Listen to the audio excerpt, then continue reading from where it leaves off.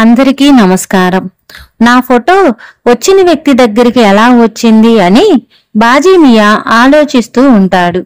శ్యామ్ సుందర్ రౌడీని పట్టుకొని ఆ గెస్ట్ హౌస్ బయట ఉన్న పొదల దగ్గర వెయిట్ చేస్తూ గెస్ట్ హౌస్ పరిసర ప్రాంతాలలో ఎవరెక్కడున్నారు అక్కడ సిచ్యువేషన్ అన్ని గమనిస్తూ ఉంటాడు శ్యామ్ సుందర్.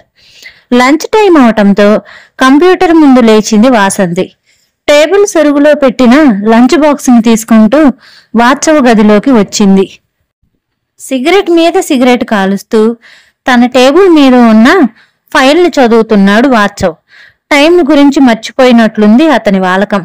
లంచ్ కి ఆర్డర్ ఇవ్వనా? గుమ్మం దగ్గరికి పోయి మృదువుగా అడిగింది వాసంతి.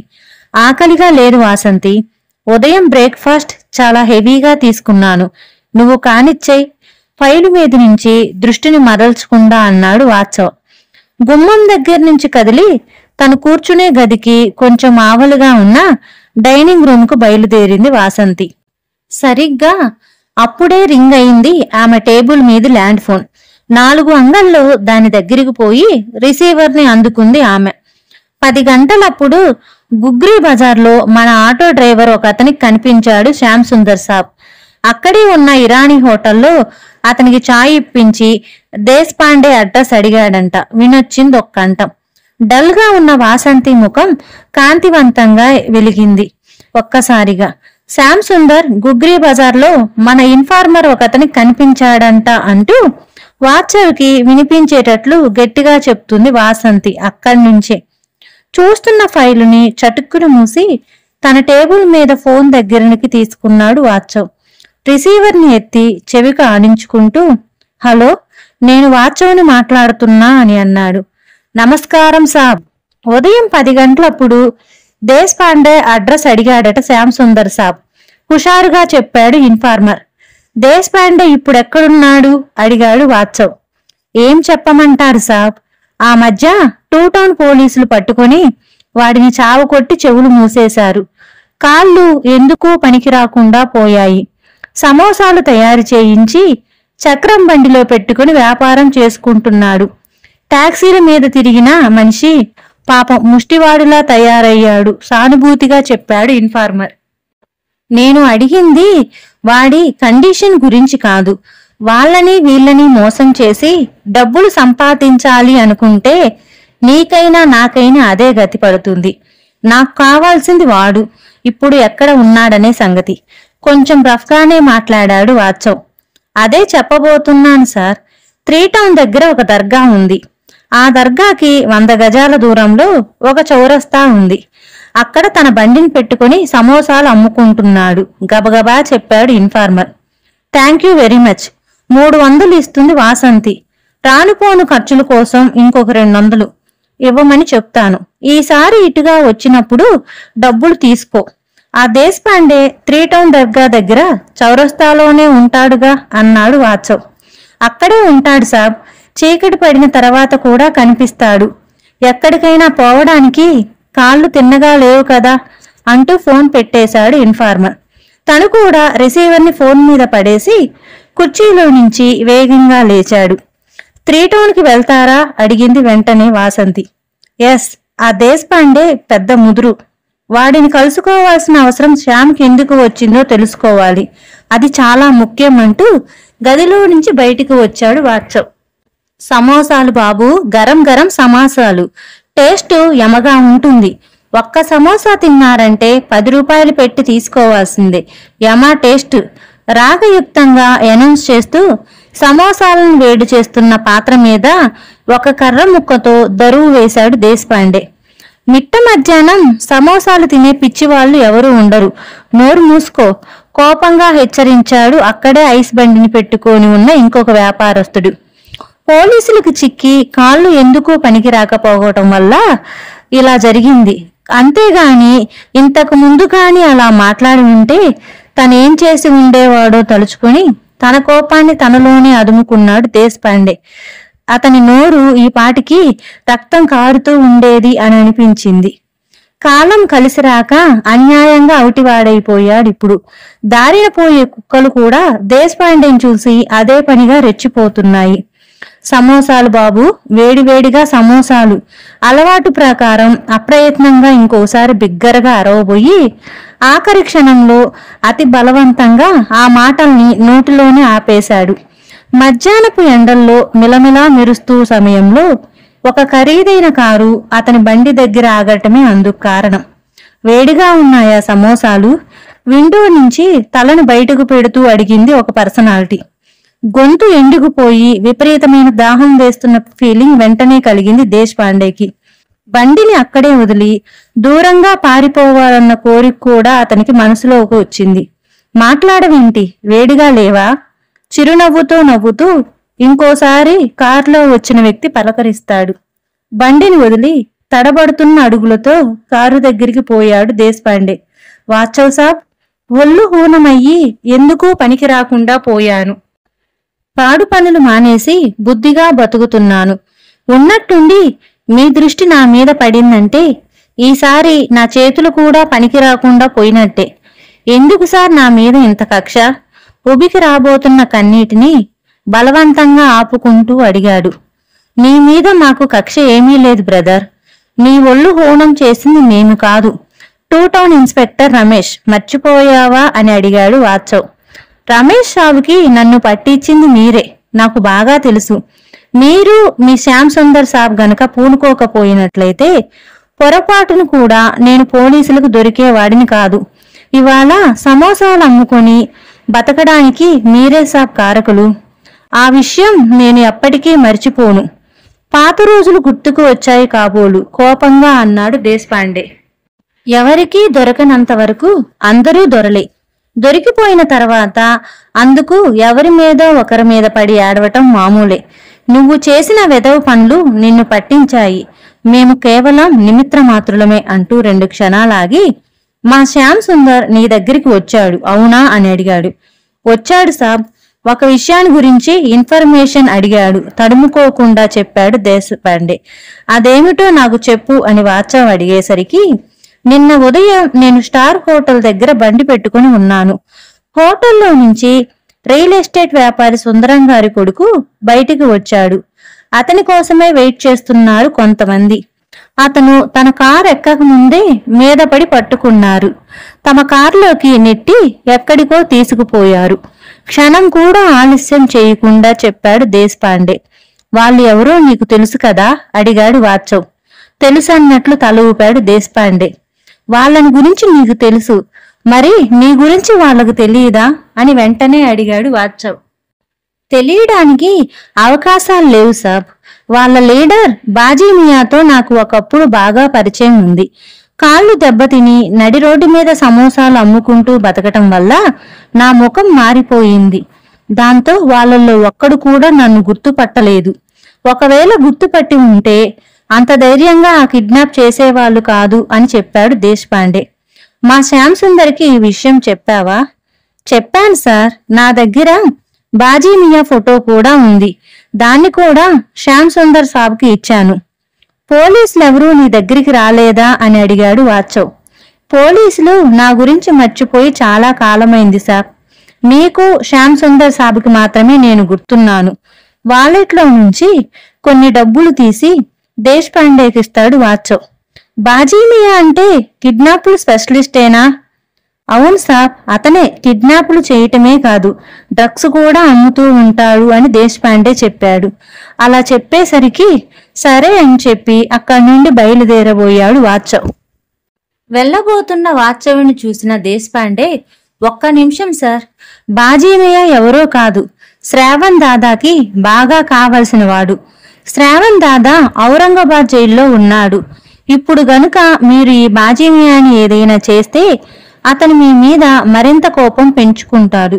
శ్రావణ్ దాదాకి ఎదురుగా నిలబడి ప్రాణాలతో ఉండగలిగిన వాళ్ళు ఇంతవరకు ఎవరు లేరు సాబ్, మరింత సంతోషంగా చెప్పాడు దేశపాండే.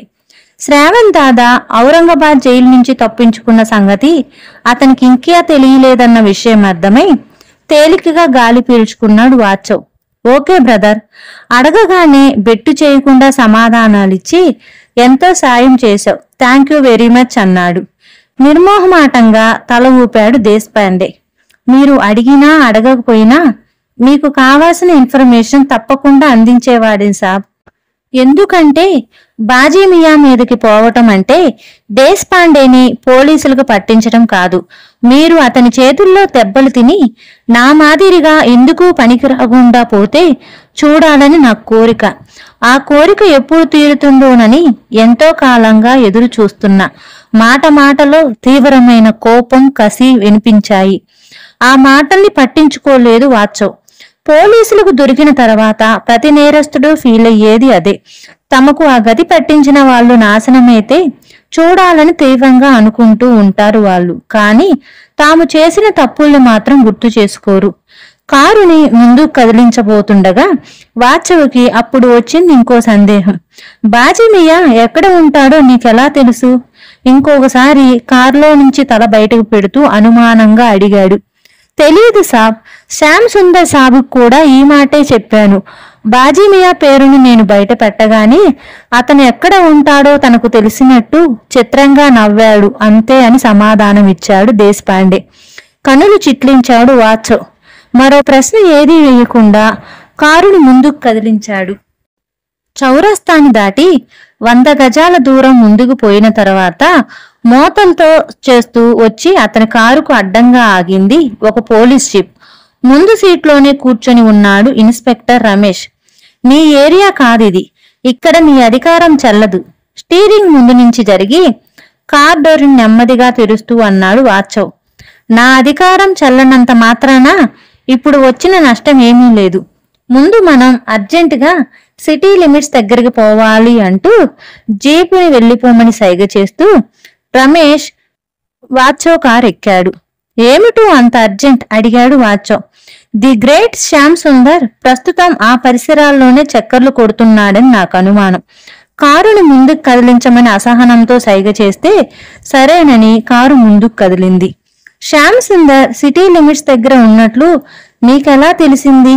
కారును కదిలిస్తూ ముందుకు పోనిస్తూ అన్నాడు వాత్సవ్. ఇందాక మా స్టేషన్ ఎదురుగా ఉండే చెట్టు మీద ఒక కాకి వాలింది. దాన్ని అడిగాను, అది చెప్పింది అని సమాధానం నేరుగా చెప్పకుండా ఇండైరెక్ట్ గా చెప్పాడు రమేష్. అలా రమేష్ చెప్పేసరికి వాత్సవ్ ఒక్కసారిగా నవ్వాడు. కాస్తంత క్లూ ఇస్తే కథంతా చెప్పగలనని చెప్పి నాతో గేమ్స్ ఆడుతున్నావు కదా అని వాత్సవ్ అంటాడు. సర్లే వదిలే. అసలు శ్యామ్ సుందర్ అక్కడికి ఎందుకెళ్లాడో నీకేమైనా తెలిసిందా అని రమేష్ వాత్సవ్ని అడుగుతాడు. అవును, ఇప్పుడే దేశపాండే నాకు ఇవన్నీ చెప్పాడు అని దేశపాండే చెప్పిన విషయాలు మొత్తం ఇన్స్పెక్టర్ రమేష్ కి వివరిస్తాడు. ఈ రోజు ఉదయం ఆ రియల్ ఎస్టేట్ పెద్ద మనిషి మా స్టేషన్ దగ్గర తచ్చాడుతూ ఉండటాన్ని నేను చూశాను. వ్యాపారం పని మీద వచ్చి ఉంటాడు అనుకున్నాను. అసలు కథ ఇప్పుడు తెలిసింది. మా దగ్గరికి వస్తే తన కొడుక్కి ఏదైనా ప్రమాదం వాటిల్లుతుందని డిసైడ్ అయినట్టున్నాడు సాలోచనగా అన్నాడు రమేష్. అసలు ప్రశ్న అలాగే ఉండిపోయింది. అతని కొడుకును కిడ్నాప్ చేసింది బాజీ మియానే అని శ్యామ్ సుందర్కి దేశపాండే ద్వారా తెలిసింది. అంతవరకు ఓకే. కానీ ఆ బాజీ మియా సిటీ లిమిట్స్ దగ్గర ఉంటాడని అతనికి ఎలా తెలిసిందో అర్థం కావట్లేదు అంటూ మాట్లాడాడు రమేష్. వెళ్తున్నాం కదా, శ్యామ్ సుందర్నే అడిగి తెలుసుకుందాం అంటాడు వాత్సవ్. మెయిన్ రోడ్డు మాదిరి స్మూత్ గా లేదు ఆ సందు. ఎత్తు పల్లాలతో ఎగుడు దిగులుతో వరస్ట్గా ఉంది. ఈ సందు చివరికి వెళ్లేగలోగా ఎందుకు పనికి రాకుండా పోతుంది కారు. 1000 రూపాయల పందెం అంటూ కిటికీలో నుంచి తల బయటకు పెట్టి కింద ఉన్న రోడ్డును పరిశీలనగా చూస్తూ అన్నాడు రమేష్. పందాలు కట్టే అలవాటు నాకు లేదు, కానీ నువ్వు ఒక పని చేయంటూ కారుని రోడ్డుకి ఒక పక్కగా ఆపి ఇంజిన్ ఆఫ్ చేశాడు వాత్సవ్. ఒకసారి వాత్సవ్ వంక ప్రశ్నార్థకంగా చూస్తూ డోర్ హ్యాండిల్ మీద చెయ్యి వేశాడు రమేష్. ఇక్కడ తంబి దొరై అనే ఒక ఆర్కియాలజిస్ట్ ఉన్నాడు. అడ్రస్ సరిగ్గా గుర్తులేదు. అతని ఇల్లు మనకు కావాలి. ప్యాంటు జోబులో నుంచి సిగరెట్ ప్యాకెట్ ని తీసి సిగరెట్ వెలిగించుకుంటూ చెప్పాడు వాత్సవ్. తంబి దొరై అంటే ఆ మధ్య దండకారణ్యంలో పరిశోధనలు చేస్తూ పూర్వకాలానికి చెందిన ఆలయాల్ని, ఒక పెద్ద కోటను కనిపెట్టిన వాడైనా అడుగుతాడు ఇన్స్పెక్టర్ రమేష్. నీకు జనరల్ నాలెడ్జ్ చాలా ఉంది. మీ పోలీసులకి అటువంటి విషయాలు అర్థం కావని ఎప్పుడూ భావిస్తూ ఉంటాను కామ్గా అన్నాడు వాత్సవ్. నీ భావనలు ఆలోచనలు నీ దగ్గరే అట్టి పెట్టుకో. ఇప్పుడు మనం వెతకాల్సింది శ్యామ్ సుందర్ని, తంబిదొరైని కాదు అని కోపంగా అంటాడు రమేష్. మనం వెళ్లేదారే కాబట్టి అడగమని అన్నాను. మరోసారి పని కట్టుకుని ఇంత దూరం రావడానికి వీలు కుదరకపోవచ్చు అని వాత్సవ్ అనేసరికి ఒకసారి కారు దిగి అటూ ఇటూ చూస్తాడు.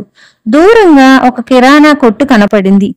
ఆ కిరాణా కొట్టు దగ్గరికి వెళ్లి రమేష్ తంబైదొర వాళ్ళ ఇంటి అడ్రస్ అడుగుతాడు.